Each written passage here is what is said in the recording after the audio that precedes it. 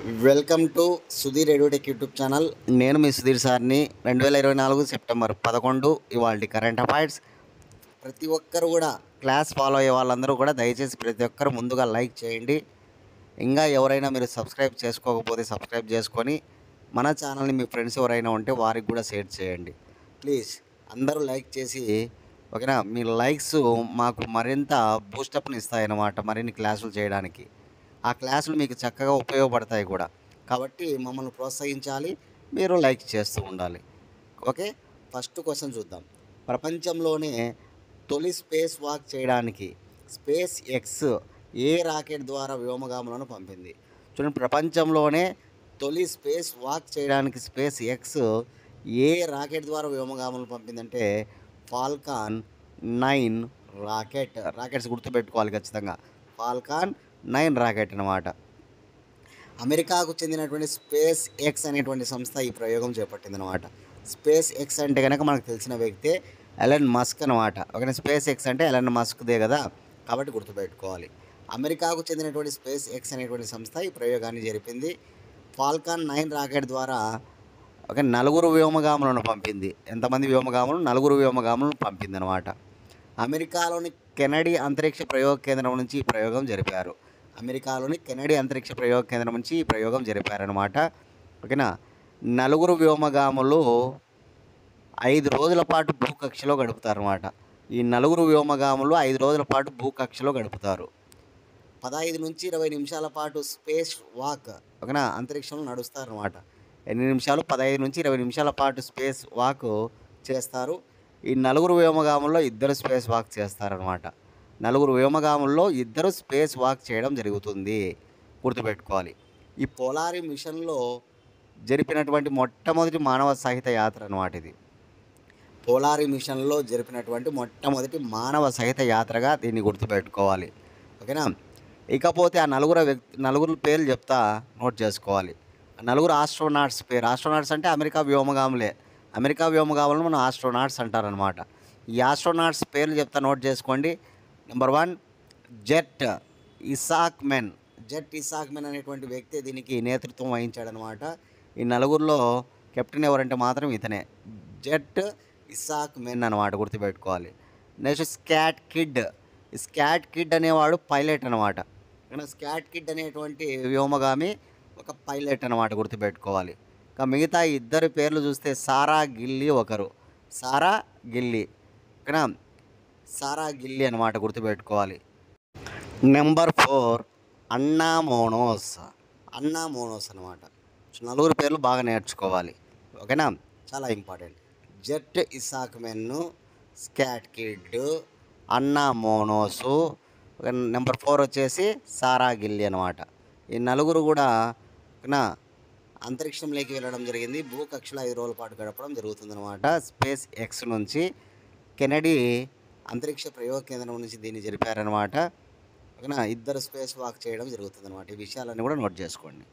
ఇక నా నుంచి మీకు ఒక క్వశ్చన్ ఏంటి అంటే కనుక, ఇటీవల మనం చెప్పాం స్వచ్ఛ వాయు సర్వేక్షణ అవార్డులో కేటగిరీ 1, కేటగిరీ 2, కేటగిరీ 3 అని 3 ఉన్నాయి. కేటగిరీ 1లో టాప్లో ఏ నగరం నిలిచింది, కేటగిరీ 2లో టాప్లో ఏ నగరం నిలిచింది, కేటగిరీ 3లో టాప్లో ఏ నగరం నిలిచింది? కామెంట్ బాక్స్లో మీ సమాధానాన్ని తెలియజేయాలి. ఓకేనా, చూద్దాం.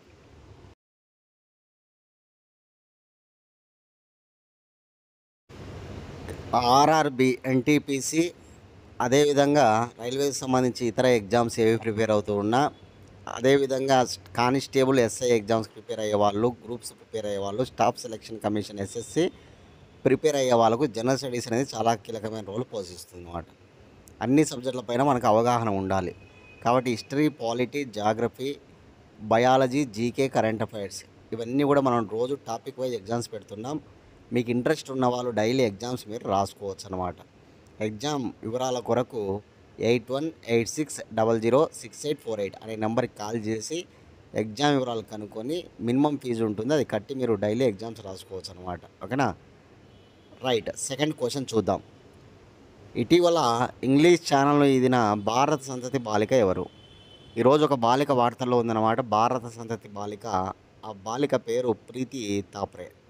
ఇమేజ్లో చూడొచ్చు మనం ప్రీతి తాప్రే గారిని. భారత సంతతికి చెందిన బాలిక అనమాట. అనగా బ్రిటన్ దేశానికి చెందినటువంటి పర్సన్.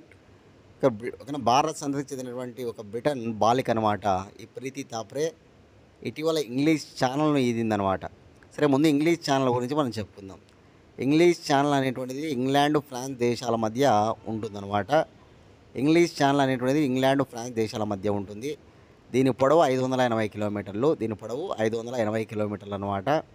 ఉత్తర సముద్రాన్ని అట్లాంటిక్ సముద్రంతో కలుపుతుందన్నమాట. ఉత్తర సముద్రాన్ని అట్లాంటిక్ సముద్రంతో కలుపుతుంది. ఓకేనా, ఏది ఇంగ్లీష్ ఛానల్ అనేటువంటిది. ఇకపోతే ఇంగ్లీష్ ఛానల్ను ఇప్పుడు ఈదిందనమాట ఎవరంటే కనుక ఈ ప్రీతి తాప్రే. 16 ఏళ్ళ బాలిక అనమాట. 16 ఏళ్ళ బాలిక. ఈమె బ్రిటన్లోని డోవార్ తీరం నుంచి ఫ్రాన్స్లోని గ్రిజ్నేజ్ తీరం వరకు ఈదడం జరిగిందనమాట ఇంగ్లీష్ ఛానల్ను. బ్రిటన్లోని డోవార్ తీరం నుంచి ఫ్రాన్స్లోని గ్రిజ్నేజ్ వరకు ఈదిందనమాట. 16 ఏళ్ళ బాలిక అంటే ఇంతవరకు ఈ ఇంగ్లీష్ ఛానల్ను ఈదినటువంటి బాలికలలో అతి పిన్న వయస్కురాలిగా గుర్తింపు పొందిందనమాట ఈ ప్రీతి తాప్రే. ఓకేనా, 34 కిలోమీటర్లు ఈదింది 11 గంటల. ఓకేనా, 11 గంటల సమయంలో, 11 గంటల 48 నిమిషాల సమయంలో ఓకేనా 34 కిలోమీటర్లు ఈదిందనమాట. ఓకేనా, గుర్తుపెట్టుకోవాలి. 34 కిలోమీటర్లు ఈదింది 11 గంటల 48 నిమిషాలకిలో అనమాట. ఈమె ఈ ప్రయత్నం చేయడానికి గల కారణం ఏంటంటే కనుక ఈ బాలల యొక్క ఆకలిని తీర్చడం కోసం, ఆకలికి వ్యతిరేకంగా పోరాడుతున్నటువంటి స్వచ్ఛంద సంస్థల కోసం ఈ ప్రయత్నం చేసిందనమాట. దానిలో భాగంగా ఆమె సేకరించినటువంటి అమౌంట్ ఎంత అంటే కనుక 3,700 పౌండ్లు అనమాట. అనగా మన లక్షల్లో చెప్పుకుంటే 4 లక్షల రూపాయలు. బ్రిటన్ దేశ కరెన్సీ పౌండ్ కాబట్టి, పౌండ్స్లో చెప్పుకోవాలి, ఆమె బ్రిటన్ బాలిక కాబట్టి 3,700 పౌండ్లు కలెక్ట్ చేసిందనమాట. 4 లక్షల రూపాయలు కలెక్ట్ చేసింది స్వచ్ఛంద సంస్థల కోసం. అది ఎవరికి అందించిందంటే కనుక అక్షయ పాత్ర ఫౌండేషన్. అక్షయ పాత్ర ఫౌండేషన్ అనేది ఎంత గొప్ప ఫౌండేషనో మనకు తెలుసు. ఎందుకంటే ఎంతోమందికి అన్నం పెడుతుందన్నమాట అక్షయ పాత్ర ఫౌండేషన్ అనమాట. అందులో భాగంగా ఈ బాలురు ఎవరైతే ఉంటారో వారందరికీ కూడా గొప్పగా చేస్తున్నటువంటి కార్యక్రమంగా, గొప్ప సంస్థగా పేరు ప్రఖ్యాతం సంపాదించిందనమాట అక్షయ పాత్ర ఫౌండేషన్. ఈ ఫౌండేషన్కు ఆమె సేకరించి ఇచ్చినటువంటిది అనమాట 3,700 పౌండ్లు లేదా 4 లక్షల రూపాయలు. గొప్ప ప్రయత్నం అనమాట ప్రీతి తాప్రేది, గుర్తుపెట్టుకోవాలి. నా నుంచి మీకు రెండవ క్వశ్చన్ ఏంటంటే కనుక ఇటీవల పోలీస్ ఫోర్స్లో 33% మహిళలకు రిజర్వేషన్ కల్పించిన రాష్ట్రం ఏది?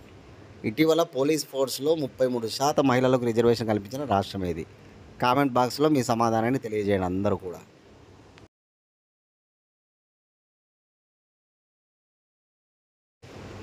మీలలో చాలామంది కరెంట్ అఫైర్స్ గుర్తు ఉండడం లేదు. ఎలా సార్ గుర్తుపెట్టుకోవడం అని అడుగుతున్నారు. గుర్తుపెట్టుకోవడం అనేది ఏమీ ఉండదు. ఓకేనా, దానికి సంబంధించి ఎటువంటి హింట్స్ కూడా ఉండవు. బాగా చదవడము, ఏ రోజుకి ఆ రోజు చదువుకోవడము, వాటిని బాగా రివిజన్ చేస్తూ ఉండడమే. ఓకేనా, ఎంత బాగా రివిజన్ చేస్తుంటే అంత బాగా గుర్తుంటాయి అంతే. ఓకేనా, అంతేగాని ట్రిక్స్ అంట ఇట్లాంటివన్నీ ఏమీ ఉండవు అనమాట కరెంట్ అఫైర్స్కి సంబంధించి. కానీ ఏ సబ్జెక్టులు అయినా సరే ట్రిక్స్ అనేటువంటివి మనము ఏది ఒక 2 పేపర్లు చదివేది కాదు కదా, పుస్తకాలు ఉన్నాయి కాబట్టి ట్రిక్స్ ఉపయోగపడవు మనకు ఎగ్జామ్లో జాబ్ కొట్టడానికి. కానీ చదివినదే మళ్ళీ చదువుతూ రావాలి, రివిజన్ చేసుకుంటూ రావాలి. ఎవరు ఎక్కువసార్లు రివిజన్ చేస్తే వాళ్ళకే కంపల్సరీగా ఓకేనా మంచిగా ఎక్కువ స్కోర్తో జాబ్ అనేటువంటిది వస్తుందన్నమాట. కాబట్టి రివిజన్ ఎక్కువ చేస్తురండి.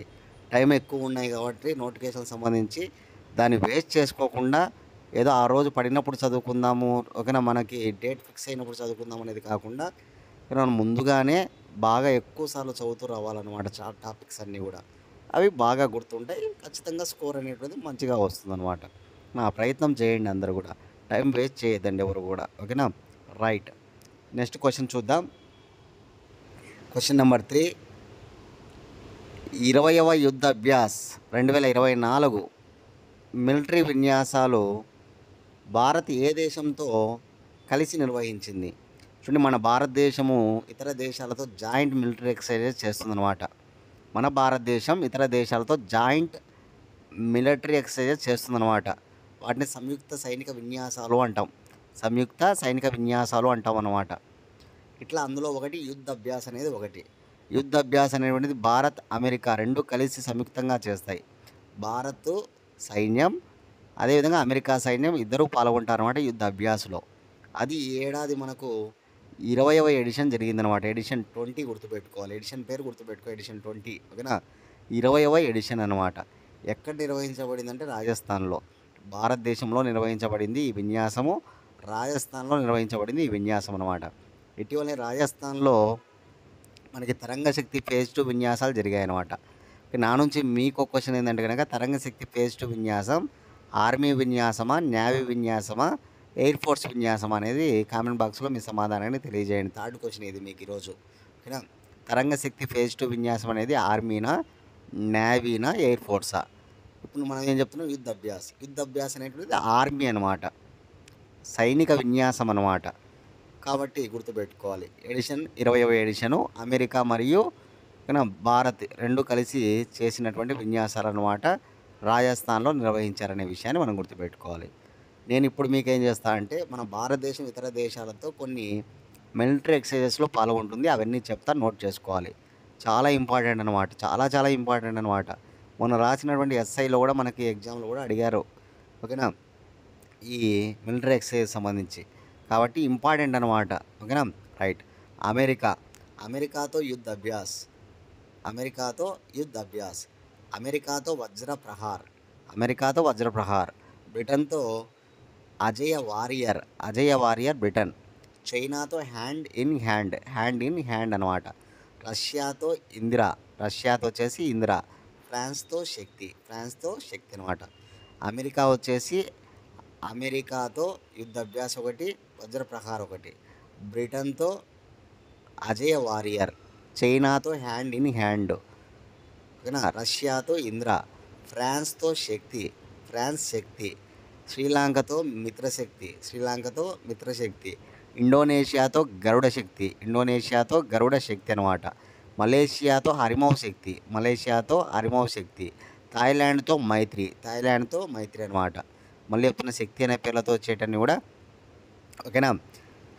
శక్తి వచ్చేసి ఫ్రాన్స్తో, Mitrashakti Sri Lanka, next Harimau Shakti Malaysia, Garuda Shakti Indonesia, Maitri వచ్చేసి థాయిలాండ్ అనమాట. నెక్స్ట్ జపాన్తో ధర్మా గార్డియన్. మాల్దీవులతో ఎక్కువెరన్. నేపాల్తో సూర్యకిరణ్ అనమాట ఓకేనా. నెక్స్ట్ బంగ్లాదేశ్తో సంప్రీతి. నెక్స్ట్ మయన్మార్తో ఇంబెక్స్. బంగ్లాదేశ్తో సంప్రీతి, నేపాల్తో సూర్యకిరణ్, మాల్దీవులతో ఎక్కువెరను, జపాన్తో ధర్మా గార్డియన్. నెక్స్ట్ కజకిస్తాన్తో ప్రబల్ దోస్తిక్.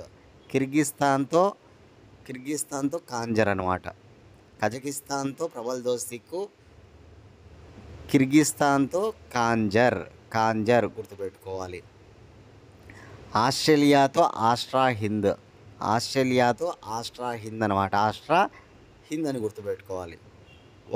ఒమన్ అనే దేశంతో ఒమన్ దేశంతో జాయింట్ మిలిటరీ ఎక్సర్సైజ్ మనకి ఏంటంటే NAGAH నగా అనమాట, గుర్తుపెట్టుకోవాలి.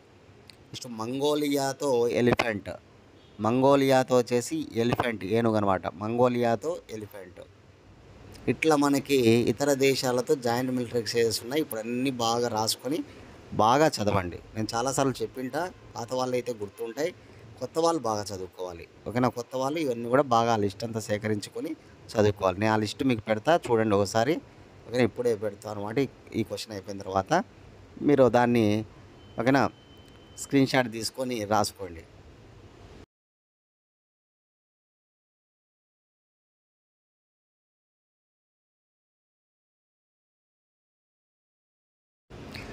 Question number 4. US news and world report 2024 ప్రకారం ప్రపంచంలో ఉత్తమ దేశం ఏది? చూడండి, యుఎస్ న్యూస్ అండ్ వరల్డ్ అనేటువంటి ఒక సంస్థ అందించినటువంటి రిపోర్ట్ అన్నమాట. దీని ప్రకారం ఉత్తమ దేశాల జాబితాను మీరు నోట్ చేసుకోవాలి. బెస్ట్ కంట్రీస్, ఉత్తమ దేశాల జాబితా. 89 దేశాల జాబితాను రిలీజ్ చేసిందనమాట. అందులో టాప్ 4 ఏమున్నాయి, చివరి నుంచి ఏమున్నాయి, టాప్ 4 కంట్రీసు, చివరి కంట్రీసు. ఓకే, నోట్ చేసుకోవాలి. టాప్ 4 కంట్రీస్ నోట్ చేసుకోండి, చివరి నుంచి 4 కంట్రీస్ నోట్ చేసుకోండి.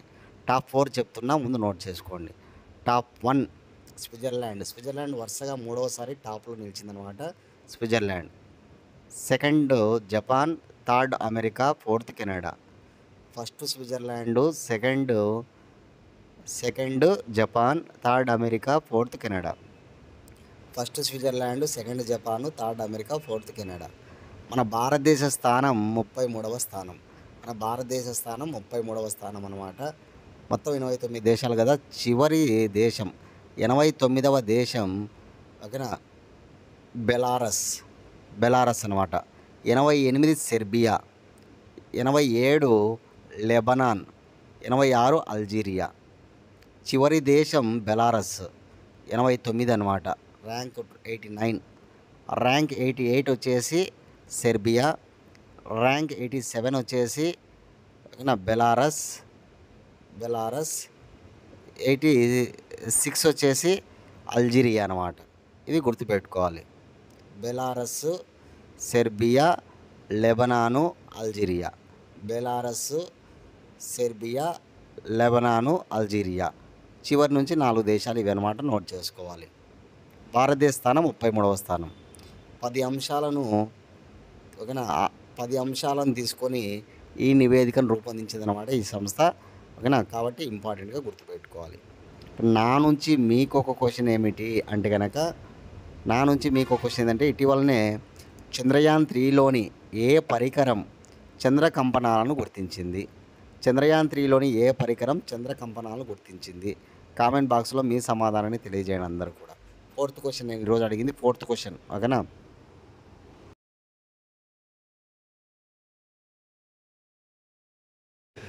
Question number 5. ఏ రాష్ట్ర ప్రభుత్వం పరీక్ష పత్రాల మూల్యాంకనమును ఆర్టిఫిషియల్ ఇంటెలిజెన్స్ ద్వారా చేయించడానికి పరిశోధన చేయుచున్నది? తమిళనాడు రాష్ట్ర ప్రభుత్వం. చూడండి, చాలా చాలా ఇంపార్టెంట్ అనమాట. ఆర్టిఫిషియల్ ఇంటెలిజెన్స్, కృత్రిమ మేధ అంటాం. కృత్రిమ మేధ. ఇప్పుడు అంతా కూడా మనం చూస్తూ ఉన్నాం. కృత్రిమ మేధతో మనం ఇటీవలనే కొన్ని తెలుసుకున్నాం. అలాగనే ఇప్పుడు భారతదేశంలోనే మొట్టమొదటిసారిగా ఏ రాష్ట్ర ప్రభుత్వం ఆర్టిఫిషియల్ ఇంటెలిజెన్స్ సహాయంతో ఈ పరీక్షా పత్రాల మూల్యాంకనం చేయించనుంది అంటే కనుక తమిళనాడు. దీనికి సంబంధించి 4 యూనివర్సిటీలలో పరిశోధనలు జరుగుతున్నాయన్నమాట. రేపు సంవత్సరం నాటికి ఖచ్చితంగా ఆర్టిఫిషియల్ ఇంటెలిజెన్స్ ద్వారా ఈ పరీక్ష పత్రాల మూల్యాంకనం జరుగుతుందని చెప్తూ ఉన్నారు. అంటే విద్యార్థులు రాసినటువంటి పరీక్ష పత్రాలు ఏవైతే ఉంటాయో దానికి సంబంధించినటువంటి కరెక్షన్ అంతా కూడా రానున్న రోజుల్లో ఆర్టిఫిషియల్ ఇంటెలిజెన్స్ ద్వారానే జరుగుతుందన్నమాట. అలా మొట్టమొదటిసారిగా ఏ రాష్ట్ర ప్రభుత్వంలో ఉన్నటువంటి శాస్త్రవేత్తలు ఈ పరిశోధనలు చేస్తున్నారంటే కనుక తమిళనాడు రాష్ట్ర ప్రభుత్వం. దానికి సంబంధించి 4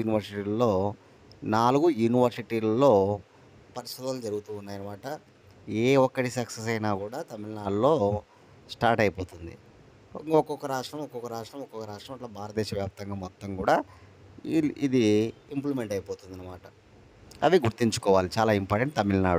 తమిళనాడు రాజధాని చెన్నై. తమిళనాడు హైకోర్టు చెన్నై హైకోర్టు, అంటే మద్రాసులో ఉందన్నమాట, చెన్నైలో ఉందన్నమాట హైకోర్టు. తమిళనాడు రాష్ట్ర భాష తమిళము. తమిళనాడు ముఖ్యమంత్రి స్టాలిన్, ద్రవిడ మున్నగేట్ర కజగం పార్టీ, డిఎంకే పార్టీ అనమాట. తమిళనాడు గవర్నర్ రవి. తమిళనాడు గవర్నర్ ఎవరంటే రవి అనమాట. మనకు తెలుసు భారతదేశంలో ఆర్టిఫిషియల్ ఇంటెలిజెన్స్ సంబంధించి మొట్టమొదటి అనే అంశాలు కొన్ని చెప్పుకుంటూ ఉంటాం మనం. మొట్టమొదటి ఆర్టిఫిషియల్ ఇంటెలిజెన్స్ సాఫ్ట్వేర్ వచ్చేసి దేవిక. మన ఇండియాలో మొట్టమొదటి ఆర్టిఫిషియల్ ఇంటెలిజెన్స్ కన్నా యాంకర్ వచ్చేసి లీసా అనమాట. మన భారతదేశంలో మొట్టమొదటి ఆర్టిఫిషియల్ ఇంటెలిజెన్స్ టీచర్ ఐరిస్ అనమాట. ఐరిస్. భారతదేశంలో మొట్టమొదటి artificial intelligence DD channel anchors వచ్చేసి భూమి మరియు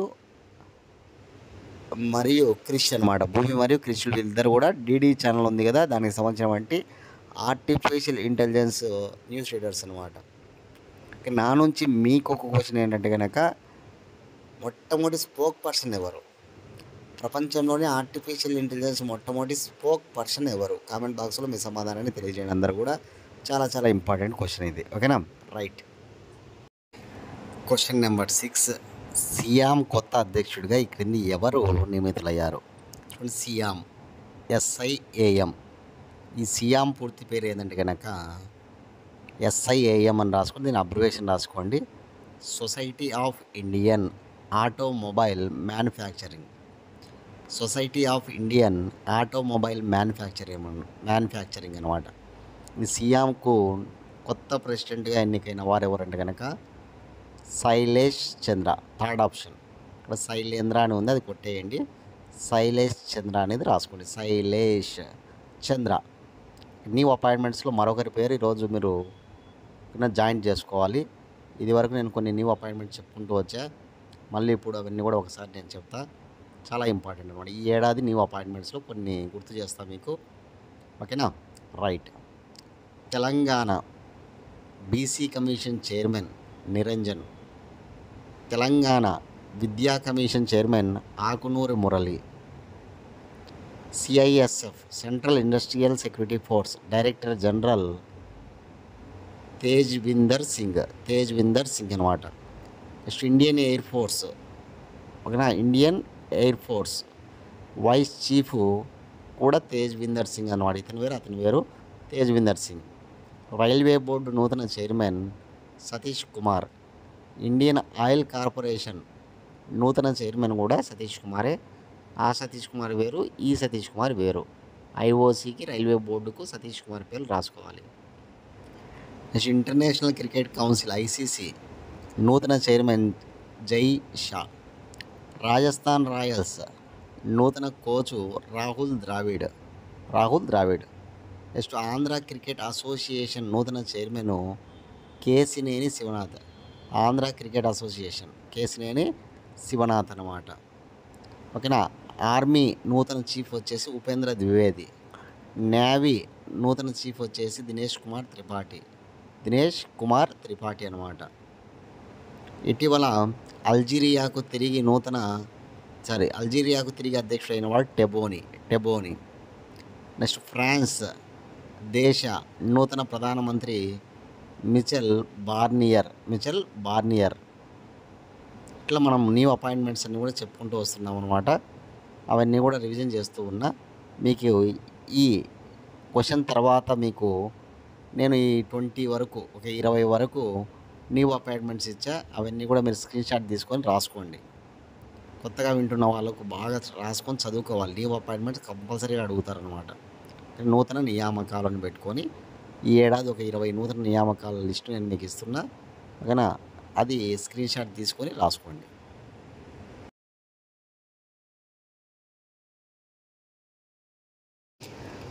క్వశ్చన్ నెంబర్ 7. కేంద్ర ప్రభుత్వంచే నియమించబడిన అదనపు సొలిసిటర్ జనరల్ కానివారెవరు? చూడండి, కేంద్ర ప్రభుత్వం చేత కొత్తగా ఒక 6 మంది అదనపు solicitor generals, additional solicitor generals, అదనపు సొలిసిటర్ జనరల్స్ నియమించబడ్డారనమాట. ఎంతమంది? 6 మంది. ఇక్కడ ఉన్న వాళ్ళలో ఒకరు కాదు, ముగ్గురు ఉన్నారనమాట. సత్యదర్శి సంజయ్ ఒకరు, బ్రిజేందర్ చాహర్ ఒకరు, ద్వారకనాథ్ ఒకరు అనమాట. కానివారు ఎవరంటే వినయ్ కుమార్. ఇక్కడ ఆన్సర్ కానివారు అని అడిగినాడు. అదనపు సొలిసిటర్ జనరల్స్ ఇటీవల 6 మంది నియమించబడ్డారు కేంద్ర ప్రభుత్వం చేత. ఇందులో ఒకరు కాదనమాట. ఆ ఒకరు ఎవరంటే వినయ్ కుమార్ కాదు. మీరేం చేయాలి? ఇప్పుడు 6 మంది పేర్లు చెప్తా, నోట్ చేసుకోండి.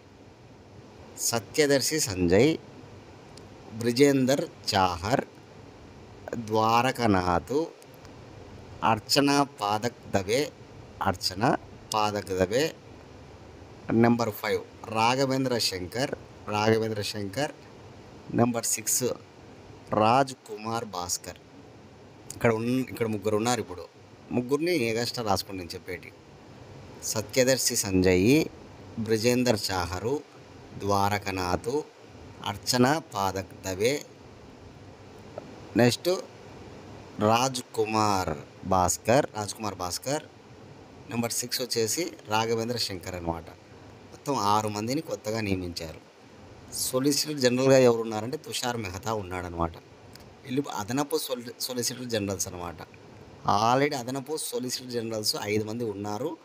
వీళ్ళు ఒక 6 మంది, మొత్తం 11 మంది అదనపు సొలిసిటర్ జనరల్స్ ఉన్నారన్నమాట ఇప్పుడు. ఓకేనా, ఆల్రెడీ 5 మంది ఉన్నారు, వీళ్ళు 6 మంది, మొత్తం 11 మంది ఉన్నారు. సొలిసిటర్ జనరల్ ఎవరంటే మాత్రం చాలా important, Tushar Mehta. Present solicitor general ఎవరంటే తుషార్ మెహతా. వీళ్ళు సుప్రీంకోర్టులో సీనియర్ న్యాయవాదులుగా ఉంటూ కేంద్ర ప్రభుత్వానికి తరపున వాదిస్తారనమాట. సొలిసిటర్ జనరల్స్ ఏం చేస్తారు, కేంద్ర ప్రభుత్వం చేత నియమించబడతారు. సుప్రీంకోర్టులో సీనియర్ న్యాయవాదులుగా ఉంటూ కేంద్ర ప్రభుత్వం తరపున వాదిస్తారనమాట. ఇది వీళ్ళ పని. ఓకేనా, ఇది ఇంపార్టెంట్, చాలా చాలా ఇంపార్టెంట్, గుర్తుపెట్టుకోవాలి 6 మంది పేర్లు మనం.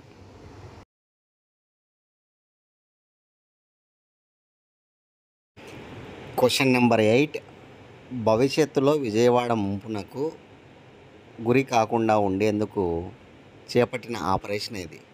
చూడండి, భవిష్యత్తులో విజయవాడ ముంపు గురి కాకుండా ఉండేందుకు చేపట్టిన ఆపరేషన్ బుడమేరు. చాలా ఇంపార్టెంట్. ఎందుకంటే ఇటీవల మనందరికీ తెలుసు విజయవాడ జల దిగ్బంధమైందనమాట. దానికి కారణమైనటువంటి వాగు బుడమేరు వాగు. ఈ బుడమేరులో ఆ చుట్టుపక్కల ప్రాంతాల్లో అక్రమ కట్టడాలు కారణమవుతున్నాయి అన్నమాట. కాబట్టి ఈ బుడమేరు చుట్టుపక్కల ఉన్న ప్రాంతాల్లో అక్రమ కట్టడాలన్నీ కూడా తొలగించాలి. అలా తొలగించడం వల్ల రానున్న రోజుల్లో విజయవాడ ముంపు గురి కాకుండా ఉంటుందన్నమాట. ఈ విషయం పైన గొప్ప ఆపరేషన్ చేపట్టిందనమాట ఆంధ్రప్రదేశ్ ప్రభుత్వం. అదే ఆపరేషన్ బుడమేరు. బుడమేరు వాగును మనం ఆంధ్రప్రదేశ్ దుఃఖదాయిని అంటారనమాట. అస్సాం దుఃఖదాయిని అని బ్రహ్మపుత్రాన్ని ఎలాగైతే పిలుస్తారో, బెంగాల్ దుఃఖదాయిని అని దామోదర్ని ఎలాగైతే పిలుస్తారో, ఒరిస్సా దుఃఖదాయిని అని మహానదిని ఎలాగైతే పిలుస్తారో, ఆంధ్రప్రదేశ్ దుఃఖదాయిని అని దేన్ని పిలుస్తారు, బుడమేరును పిలుస్తారనమాట. కాబట్టి ఆపరేషన్ బుడమేరు గుర్తుపెట్టుకోవాలి. రానున్న రోజుల్లో విజయవాడను రక్షించడం, ఏవైనా వరదలు వచ్చినప్పుడు ముంపుకు గురి కాకుండా చూడడం ఈ ఆపరేషన్ బుడమేరు యొక్క ఉద్దేశం అన్నమాట. కాబట్టి గుర్తుపెట్టుకోవాలి. మనం ఇటీవలనే కొన్ని ఆపరేషన్ చూసాం. Operation sea hunt. ఎవరైతే బాలురు ఉన్నారో వాళ్ళ అశ్లీల చిత్రాలు ఎక్కువైపోతున్నాయన్నమాట. దాన్ని అరికట్టడం కోసం కేరళ పోలీసులు చేపట్టిన ఆపరేషనే ఆపరేషన్ సీ హంట్ అనమాట. అదేవిధంగా ఉత్తరప్రదేశ్లో ఇటీవల తోడేళ్ళు ఎక్కువై అక్కడ మనుషుల ప్రాణాలు కూడా పోతున్నాయి. కాబట్టి ఆ తోడేళ్లను అరికట్టడానికి చేపట్టిన ఆపరేషన్ ఉత్తరప్రదేశ్లో ఏదంటే ఆపరేషన్ బేటియా. ఇట్లా మనకు ఆపరేషన్స్ ఉంటాయి. ఆపరేషన్ గంగా ఉంది, ఇటీవలనే ఆపరేషన్ కావేరి ఉంది. ఆపరేషన్ గంగా అంటే రష్యా మరియు ఉక్రెయిన్ మధ్య యుద్ధం. ఉక్రెయిన్లో చిక్కుకున్నటువంటి భారతీయులను ఇండియాకు తీసుకురావడానికి చేపట్టిన ఆపరేషన్ గంగా, గుర్తుపెట్టుకోవాలి.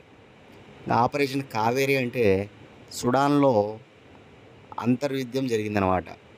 ఆ యుద్ధంలో చిక్కుకున్నటువంటి భారతీయులను ఇండియాకు తీసుకురావడానికి, సుడాన్లోని భారతీయులను ఇండియాకు తీసుకురావడానికి చేపట్టిన ఆపరేషన్ కావేరి అనమాట. గంగా అనేది ఒక నది, కావేరి నది, రెండు గుర్తుపెట్టుకోవాలి. Operation Ganga, operation Kaveri. Next operation Karuna.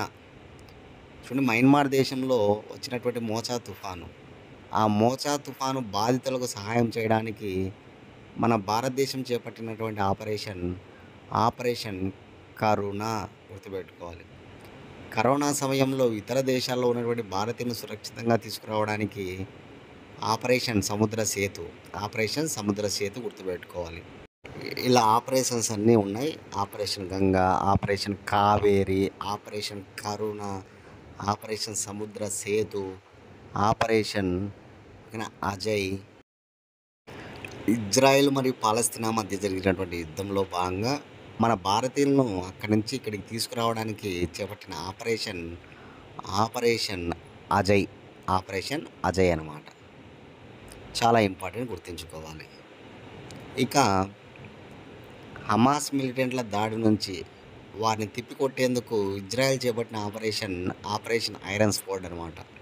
Operation iron sword. అదేవిధంగా నా నుంచి మీకు ఒక క్వశ్చన్ ఏంటంటే కనుక, ఇజ్రాయెల్పై పాలస్తీనా దాడి చేసింది మనకు తెలుసు. మొదట ఇజ్రాయెల్ పైన పాలస్తీనా దాడి చేసింది. పాలస్తీనాలోని హమాస్ మిలిటెంట్లు దాడి చేశారు. దాన్ని చేపట్టిన ఆపరేషన్ ఏది? కామెంట్ బాక్స్లో మీ సమాధానాన్ని తెలియజేయండి. ఆపరేషన్ పేరు చెప్పండి. చాలా ఇంపార్టెంట్ అనమాట, గుర్తుపెట్టుకోవాలి. ఓకేనా? రైట్.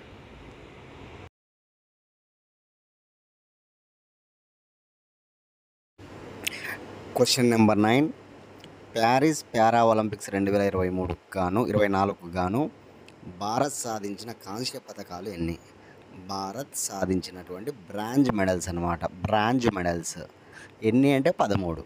మనం ఆల్రెడీ గోల్డ్ మెడల్స్ తెలుసుకున్నాం 7 అని, సిల్వర్ మెడల్స్ తెలుసుకున్నాం 9. ఆ 9 మంది పేర్లు వాళ్ళు ఏ క్రీడలకు చెందిన వాళ్ళు అని. ఇప్పుడు బ్రాంజ్ మెడల్స్ టోటల్ 13 అనమాట. మొత్తం 29 మెడల్స్ వచ్చాయి పారా ఒలింపిక్స్లో. ప్యారిస్లో జరిగినటువంటి పారా ఒలింపిక్స్లో మన భారతదేశానికి మొత్తం 29 మెడల్స్ వచ్చాయి. 7 gold medals, 9 silver medals, 13 bronze medals, total 29 అనమాట. మనం ఆల్రెడీ గోల్డ్ మెడల్స్ తెలుసుకున్నాం, సిల్వర్ మెడల్ తెలుసుకున్నాం. ఇప్పుడు బ్రాంజ్ మెడల్స్ తెలుసుకోబోతున్నాం అనమాట. కానీ ఎంతమంది? 13 మంది పేర్లు, వాళ్ళు ఏ క్రీడలకు చెందిన వాళ్ళు, వాళ్ళకి ఏ విభాగంలో ఆ మెడల్స్ వచ్చాయి అనేది మీరు రాసుకోవాలి. ఒకవేళ స్క్రీన్ షాట్ తీసుకోండి. నేను ఓకేనా దాన్ని మీకు ఎవరెవరికి వచ్చాయి అనేది ఈ క్వశ్చన్ అయిపోయిన తర్వాత పెడతా, అది స్క్రీన్ షాట్ తీసుకొని నీట్గా రాసుకోండి. ఓకేనా? చాలా ఇంపార్టెంట్ అనమాట. ఓకేనా? Mona Agarwal shooting, Preethi Pal running, Rubina Francis shooting, Preethi Pal running. అంటే ప్రీతి పాలకు 2 మెడల్స్ వచ్చాయన్నమాట, బ్రాంజ్ మెడల్స్. చాలా ఇంపార్టెంట్. ప్రీతి పాలకు 2 మెడల్స్ వచ్చాయి, బ్రాంజ్ మెడల్స్. ఓకేనా?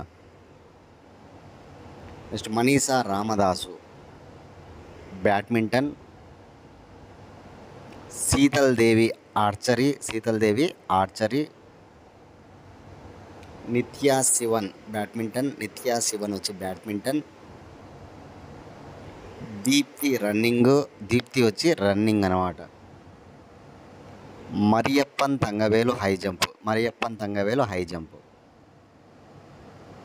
సుందర్ సింగ్ గుర్జార్ జావెలిన్ త్రో అనమాట, javelin thrower. Kapil Parmar judo, Hokato Hotozhe shot put అనమాట, షార్ట్ పుట్.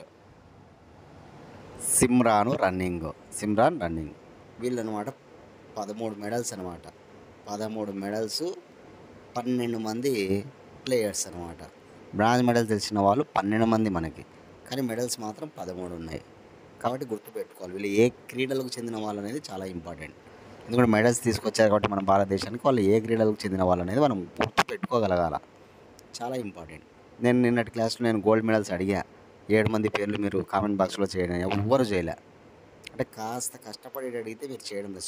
సింపుల్గా ఏదో సింగిల్ బిట్ అడిగితే ఆన్సర్ పెట్టేస్తున్నారు, కానీ ఆ 7 మంది పేర్లు ఇంకా నేర్చుకోలేదన్నమాట. గోల్డ్ మెడల్స్ సాధించిన వాళ్ళ పేర్లు అవి నేర్చుకోవాలి, ఇంపార్టెంట్ చాలా. పారా ఒలింపిక్స్లో గోల్డ్ మెడల్ సాధించిన వాళ్ళ పేర్లు.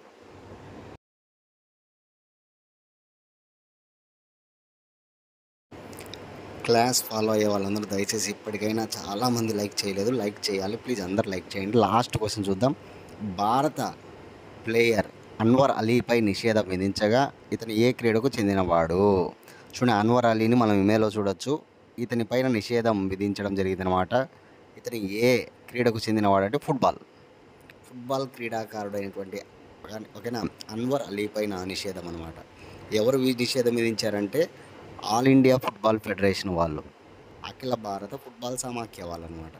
ఆల్ ఇండియా ఫుట్బాల్ ఫెడరేషన్ అంటే అఖిల భారత ఫుట్బాల్ సమాఖ్య వాళ్ళు నిషేధం విధించారనమాట. కారణం ఏమిటంటే కనుక మోహన్ బగాన్ సూపర్ జట్టుతో ఇతనికి కాంటాక్ట్ ఉందన్నమాట. కానీ మోహన్ బగాన్ సూపర్ జట్టుతో కాంటాక్ట్ ఉంది. ఇతను ఏం చేశాడంటే దీంతో కాంట్రాక్ట్ ఉంటే దీన్ని సంప్రదించకుండా ఢిల్లీ ఫుట్బాల్ క్లబ్లో చేరి ఒప్పందం కుదుర్చుకున్నాడు. దాంతోపాటు తూర్పు బెంగాల్ ఫుట్బాల్ క్లబ్లో చేరి కూడా ఒప్పందం చేసుకున్నాడు అనమాట.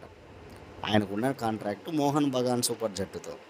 దాన్ని సంప్రదించకుండానే మిగతా 2 క్లబ్లలో చేరి ఒప్పందాన్ని కుదుర్చుకున్నాడు. ఆ 2 క్లబ్లు ఏంటి అంటే ఒకటి ఢిల్లీ ఫుట్బాల్ క్లబ్బు, మరొకటి తూర్పు బెంగాల్ ఫుట్బాల్ క్లబ్. దానిలో చేరి వాటితో ఒప్పందం కుదుర్చుకున్నాడు అనమాట. ఇది చర్యలకు విరుద్ధం అనమాట. కాబట్టి ఇతనిపైన నిషేధం విధించిందనమాట ఆల్ ఇండియా ఫుట్బాల్ ఫెడరేషన్ వాళ్ళు.